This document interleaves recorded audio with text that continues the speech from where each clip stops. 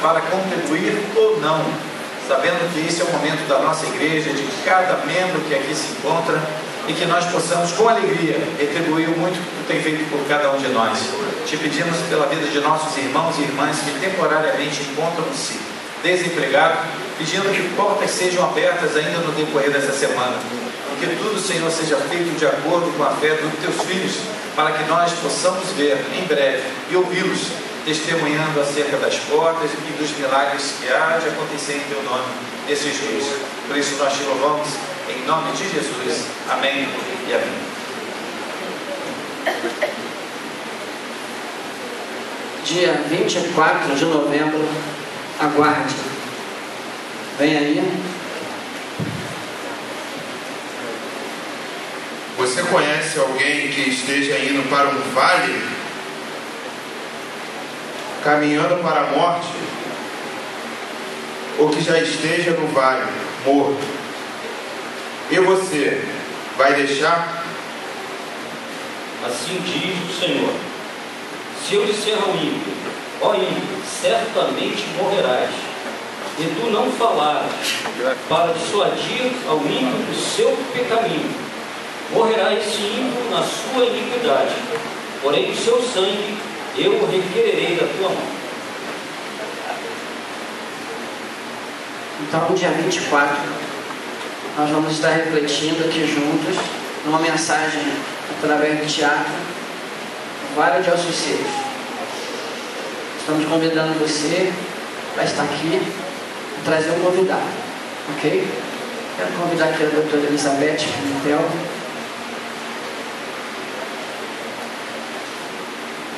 Eu tive o prazer de conhecer a doutora Elizabeth, indo buscá-la pelo menos umas 2 vezes lá em Caraí, onde ela mora, para levá-la para Xerém, para fazer palestras lá nos encontros que a gente tem lá para o Grupo da Amizade. Eu tive o privilégio de conhecer o testemunho dela antes dela chegar, porque nós viemos de Niterói até Xerém conversando, e depois eu fui levá-la de novo e eu vi o testemunho de novo lá e fui pegando os detalhes na volta. Então eu quis muito que ela compartilhasse com a igreja de Irajá essa experiência de vida dela e compartilhasse conosco aqui algo mais que Deus colocasse no seu coração para falar com as nossas famílias. E eu quero que nesse momento a igreja se levante para nós orarmos pela doutora Elizabeth e pedir ao Senhor que nesta noite possa falar conosco através da vida dela. Ó Deus, nós, antes de qualquer coisa, te agradecemos por estar conosco nesta noite. Deus, a razão de ser dessa reunião é a sua presença entre nós. Deus, nesse momento nós cremos que através da doutora Elizabeth o Senhor vai falar conosco. Deus, oramos pela sua vida. Deus, e no teu nome abençoamos a vida da doutora Elizabeth. Deus, não só neste momento, mas quando ela sair daqui, no seu dia a dia, Deus, no seu trabalho, Deus, no seio da sua família, que ela possa continuar conhecendo cada vez mais a tua fidelidade e o teu poder. Essa é a oração da igreja de Irajá, é o desejo do nosso coração para a vida dela, em nome de Jesus. Amém. Amém.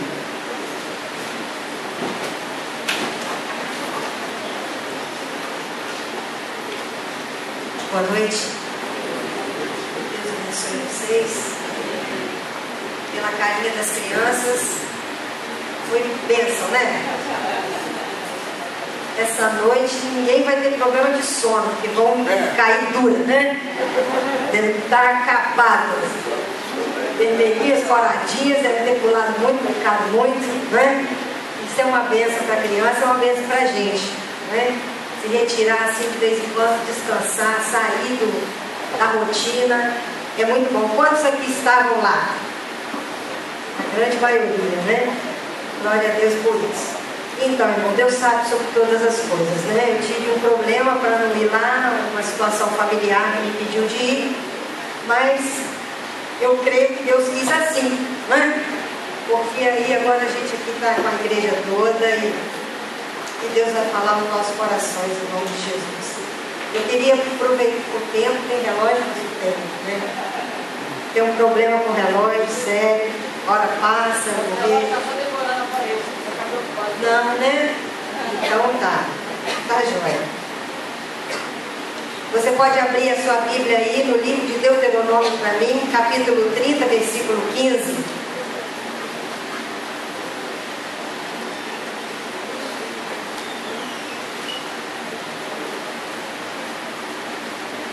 Eu fiquei traumatizada, foi na igreja de Maranata, viu, pastor? Por causa de renova.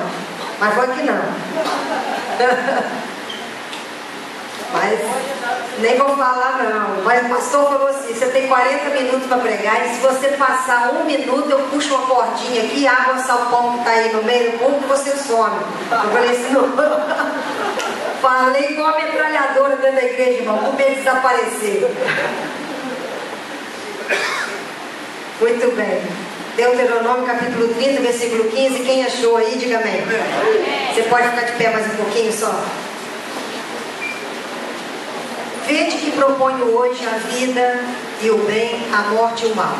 Se guardares o mandamento que hoje te ordeno, que ames o Senhor teu Deus, ande nos seus caminhos e guarde os seus mandamentos, e os seus estatutos e os seus juízos, então viverás e te multiplicarás. E o Senhor teu Deus te abençoará na terra qual passas para possuí-la. Porém, se o teu coração se desviar e não quiser dar ouvido, se fores seduzidos e te inclinares a outros deuses e os servires, então hoje te declaro que certamente perecerás. Não permanecerás longo tempo na terra qual vais, passando o Jordão para possuí-las. O céu e a terra tomam hoje por testemunha contra ti, que te propus vida e morte, bênção e maldição. Escolhe, pois, a vida, para que vivas tu e a tua descendência. Eu queria que você repetisse essa frase comigo.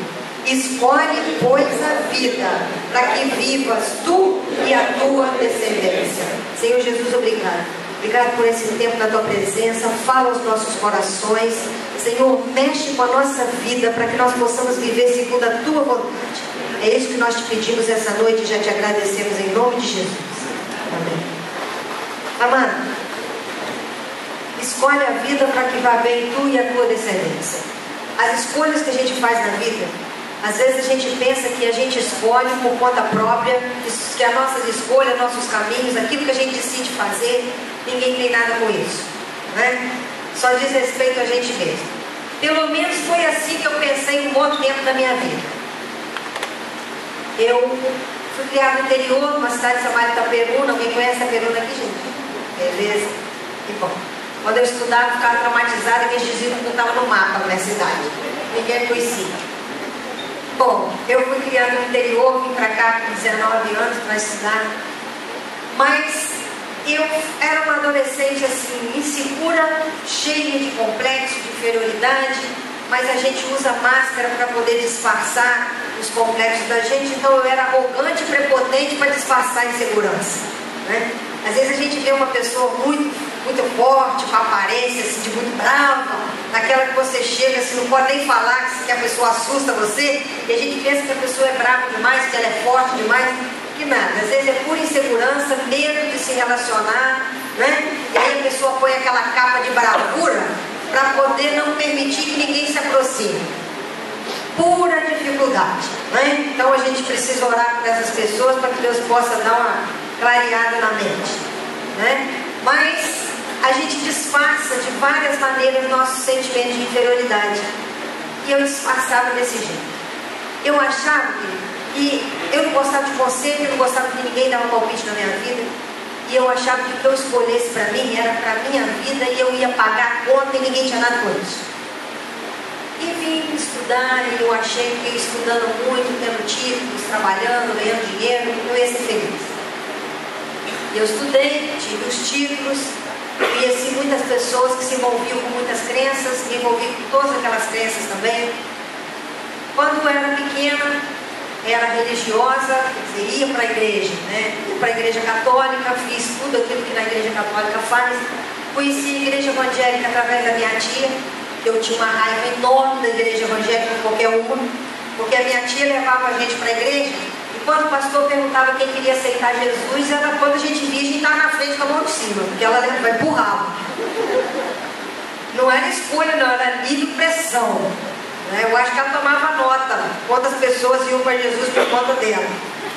Só que a gente só ia na frente, né? Mais nada. Mas ela empurrava a gente, eu tinha muita raiva, né? Mas eu ouvia a palavra. Eu ouvi de um Deus que protege, que é Pai, que é socorro no dia da angústia, né? Mas eu achava que tudo aquilo era uma coisa que não fazia sentido. Para mim, Deus no máximo era uma força cósmica. Não vale de nada. Uma frase bonita, né? Deus é uma força cósmica. Bonita frase. Mas não tem sentido, tem fundamento, não faz efeito nenhum na vida da gente. Mas era só o que eu pensava de Deus. O tempo foi passando e eu fui fazendo as escolhas da minha vida e achando que ninguém tinha nada com isso. E que não ia interferir na vida de ninguém. Eu casei, tive 2 filhos. Muitas pessoas disseram para mim que eu estava fazendo aliança com o inferno, né? E eu achava que a conta era minha. E aí eu comecei a envolver com coisas sobrenaturais, fenômenos paranormais. Gostava de tudo que extrapolasse o entendimento, que fosse além do que podia ser explicado. Quando passava na televisão alguma reportagem, alguma coisa de uma casa que pegou fogo sem ninguém saber o motivo, que era uma energia de não sei aonde, era ali, eu gostava de investigar para ver o que adorava esse tipo de manifestação. Um dia, uma irmã me chamou para ir na casa dela, uma amiga me chamou para ir na casa dela, porque estava com problema com o filho. O menino estava envolvido com drogas. Cheguei lá, minha amiga, desesperada, falou assim: Elizabeth, aconteceu um mistério na minha casa. Eu não aguento mais sofrer, minha vizinha estava vendo isso. E chamou uma moça aqui para fazer uma oração por mim. O nome dela é Rosângela, frequenta uma Assembleia de Deus. E veio aqui na minha casa para orar por mim. Nunca vi essa moça na minha vida. Essa moça chegou lá em casa e começou a orar e dizendo que Deus estava mostrando para ela um monte de coisa a respeito da minha vida. E ela falou tudo, inclusive coisas que nem meu marido sabe. E, por fim, a Rosângela disse que só saía da minha casa depois que entrasse no quarto do meu filho, para tirar uma coisa demoníaca que alguém botou lá. Eu briguei com ela, falei com ela que na minha casa não entrava essas coisas. Ela falou: me deixa entrar no quarto do seu filho, vou te mostrar o que tem lá. A Rosângela entrou no quarto do garoto, levantou o colchão, e embaixo do colchão tinha uma foto gigante, um cartaz gigante de uma moto passando pelo fogo. O fogo era o desenho perfeito da cara de um demônio. Minha amiga ficou apavorada, ela não imaginava que aquilo estava lá. Pegou aquilo, jogou, queimou, enterrou as cinzas e me contou com riqueza de detalhes. Eu falei: é esse o show que eu gosto. Falei: esse espetáculo aí que eu gosto. Então o telefone da Rosângela, vou chamar ela para ir em casa, quero ver como é que o negócio funciona, cara a cara. E eu sabia que para mover o coração do crente é só pedir oração, né? Você pede para orar, o crente vai falar que não vai orar? Né? Eu falei assim: vou pedir oração. E aí liguei para a Rosângela, contei uma história, falei que estava passando um problema sério. E eu estava, a minha vida era um caos, mas eu achava que o caos que ia dar conta era eu. Eu não contava com ninguém. Eu não acreditava que alguém pudesse interferir em nada na minha vida. E eu liguei para a Rosângela e fiz um teatro bacana. Falei um monte de coisa, a Rosângela me ouviu. Depois que eu terminei de falar, ela falou assim: me dá seu nome e seu telefone. Deu o nome e o telefone. Ela falou assim: muito bem, Elizabeth, já tenho o nome e o telefone, agora no dia que Deus mandar eu oro por você, viu? E tá. Desligou o telefone na minha cara. Eu fiquei com mais raiva de frente ainda, né? Eu falei: ainda por cima é grosso, mal educado, não tem educação nenhuma, não sabe falar com ninguém. Aumentei um monte de adjetivos assim, pejorativos contra o crente. Rasguei o telefone da Rosângela e joguei fora. Fiquei com raiva dela. Eu esqueci dela e ela de mim. Mas eu não sabia, mas ali era a minha última chance de buscar Deus pelo amor. Deus me deu desde pequenininha várias oportunidades. Desde criança Ele me deu um monte de convites, por bem, por carinho, por amor. Eu neguei todos. Ali a minha conta com Deus fechou, né? Deus passou a régua aqui. Acabou ali. E aí, dali para frente, quando a gente não vai para Deus pelo amor, a gente vai pela dor. E eu tive que ir pela dor. Por que a gente vai pela dor? Porque o ser humano acha que pode ser superior, acha que vale alguma coisa, a gente acha que a gente é maior que Deus, a gente acha que dá conta das coisas. A humanidade só tem uma coisa na humanidade que iguala todo mundo, é a dor. A dor iguala todo mundo. A dor dói igual no rico e no pobre, é ou não é? Uma crise de rins, querido, vai ser terrível no pobre e no rico, não tem diferença. Um vírusinho microscópio mata o presidente e o mendigo na mesma consideração, não é verdade?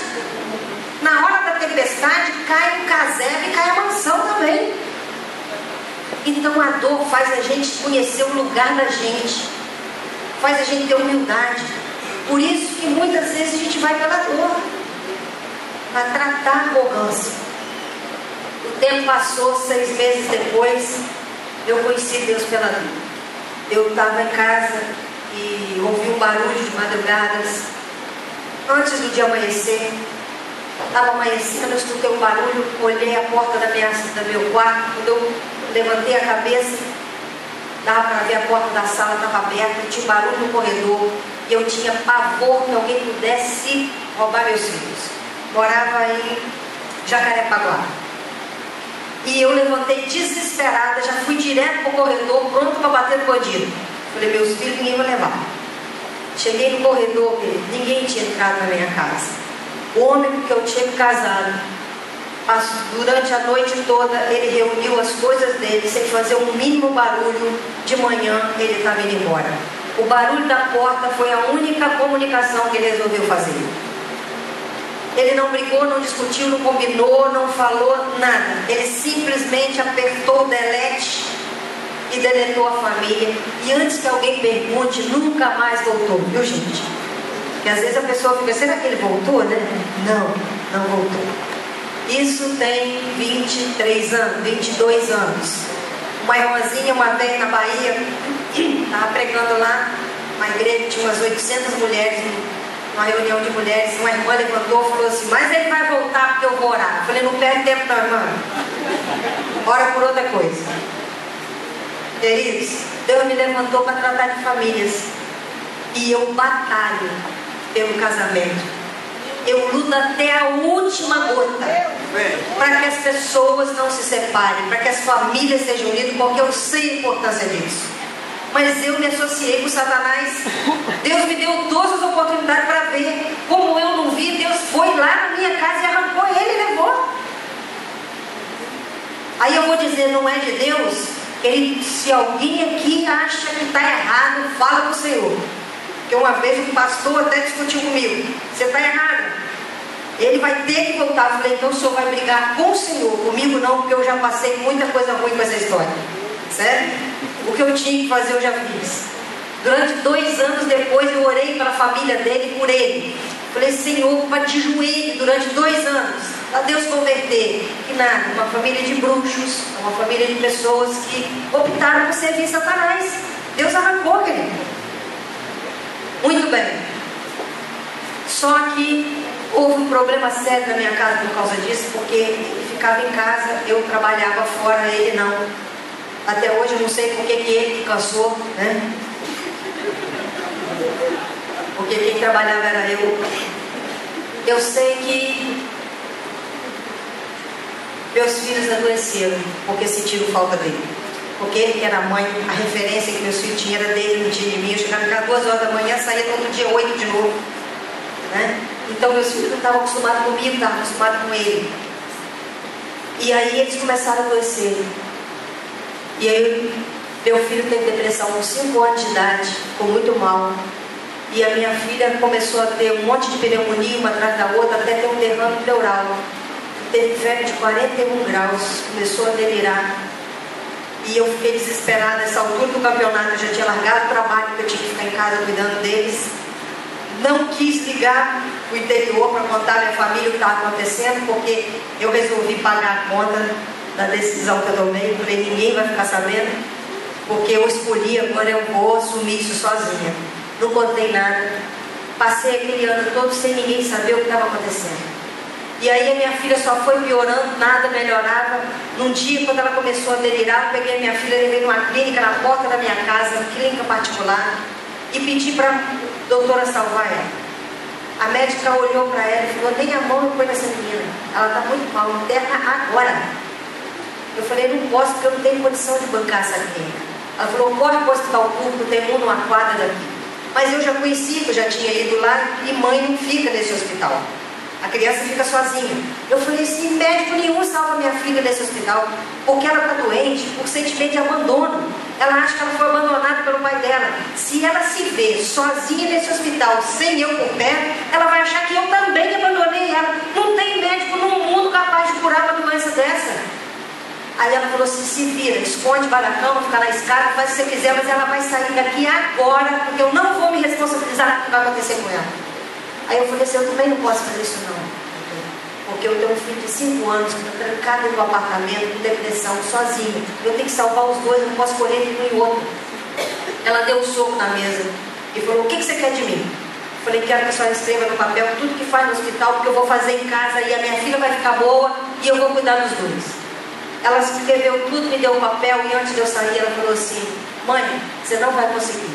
Quando você acordar, sua filha vai ter comigo, porque ela vai ter uma convulsão quando você estiver dormindo. Eu falei, a senhora não me conhece. Vai bater na médica. Eu falei, a senhora não me conhece. Eu só vou dormir quando a minha filha estiver fora de perigo. Enquanto ela estiver assim, eu vou ficar acordada, olhando para ela e tratando dela o tempo inteiro. Fui para casa, fiz o que eu falei. Fiquei acordada até a febre passar. Só que levou 3 dias para a febre descer. O remédio não fazia efeito por nada desse mundo e eu tinha que dar banho nela de água gelada, morrendo de frio, tremendo, mergulhada no gelo para não ter uma convulsão. Eu queria morrer, mas não queria fazer aquilo ali. E a minha filha não gritava, não esperneava, as lágrimas desciam em silêncio, aquilo acabava comigo. E minha mãe ainda imaginar, pai não, né? Muito bem, amado. 3 dias sem dormir, sem comer direito. Na madrugada da 3ª noite eu já não aguentava mais. Quando estava 2 horas da manhã, misteriosamente a febre dela foi caindo até chegar a 37. Eu fiquei maravilhada quando eu relógio para despertar de 2 em 2 horas para dar o remédio. Falei assim, eu vou dormir que eu estou morrendo também. Deitei para dormir, quando eu deitei, eu senti que nunca mais eu ia me mexer, porque eu não tinha mais força física. Eu caí e achei que não ia levantar mais. Quando eu fechei os olhos para dormir, querida, eu vi que nunca mais eu ia dormir, porque a minha mente não desligava mais. Eu ouvi tanto barulho, tanta algazarra, tanto tumulto dentro da minha mente, tantas cenas passando de uma velocidade absurda, que eu percebi que eu estava enlouquecendo. Eu vi que alguma coisa muito ruim ia acontecer comigo. E se acontecesse, meus filhos estavam perdidos, porque ninguém sabia que a gente estava passando por aquilo. E aí, quando o desespero começou a aumentar, eu vi que a coisa ia ficar feia. Eu ouvi uma voz contando nitidamente: 10, 9, 8, 7. Eu falei, pronto, acabou. Aí eu sabia que era o fim. Quando a voz